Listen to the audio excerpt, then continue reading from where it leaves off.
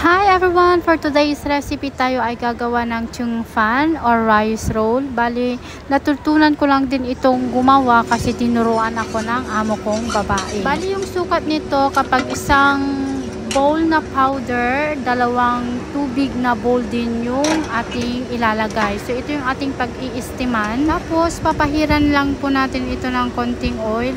Bali, ito binili pa talaga ng amo ko para ako ay makapagluto ng ganito. Tapos, tansyahin lang natin yung ating ilalagay. Huwag masyadong marami para hindi may makapal. At madaling maluto. I-steam na lang po natin ito. Tapos, antayin natin ito na maluto. Pwede po tayo magdagdag ng minced pork. Kahit anong klaseng gulay ay pwede.